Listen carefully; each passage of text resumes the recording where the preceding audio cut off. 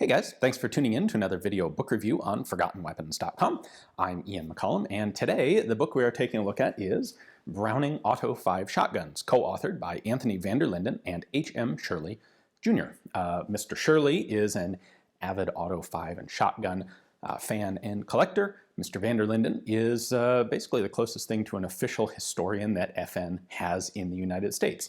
He's written several other books on FN products, and to be entirely honest with you, I'm a big fan of his writing, and I will happily buy any book on that he has written or co-written just on that basis. However, this is one of the last of his books for me to pick up because, frankly, this is a book about civilian sporting shotguns, and that's not normally my field of inquiry. However, again, based on his authorship, I figured this was something that I ought to pick up. And also because there are some police and military applications to the Auto-5. So the book is 240 pages, and about the first 10% of that or so is a history of FN and a history of John Browning and his collaboration with FN, which, if you're not familiar with that story, is a fantastic resource. It's very well written, it's very detailed and descriptive, and frankly, the relationship between those two is quite remarkable. So I won't spoil all the surprises for you, but if you aren't familiar with it, that is frankly an excellent value part of the book just right there. Anyway, once you get through that, it then gets into the Auto-5 itself. Starts with the initial development. Browning's original patent models for the Auto-5 were substantially different than the final product ended up being. In fact, his very first prototype was a toggle-locked, recoil-operated toggle-locked gun. It, of course, then later developed into the Auto-5 that went into production. There is a good description here, good discussion of the collaboration that went on with Browning and FN between Europe and the United States, because the arrangement was FN got the rights to produce and market the Auto-5 in Europe and not in North America. North America was left to Browning, and so initially the first guns produced by FN were sold directly to John Browning, who resold them in his Utah gun shop.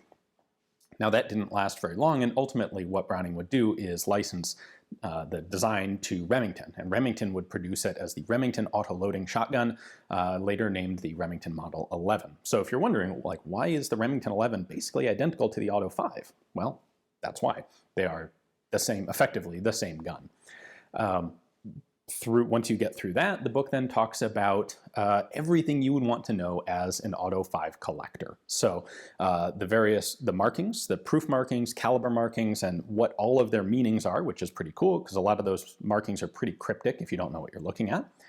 Variations on barrel markings, variations of models and grades and patterns, and what different options were offered by FN.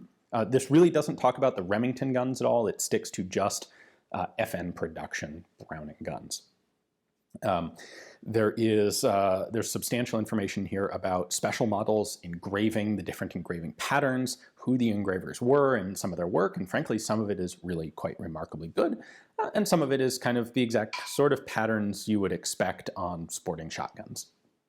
And it even goes so far as to go into detail about the different manuals that were available, some of the sales guides that were out there, the boxes that these guns shipped in, both the plain ones and also the fancy cases for, say, an Auto-5 with 2 matching barrels in different chamberings, that sort of thing. I mentioned military and police Auto-5s.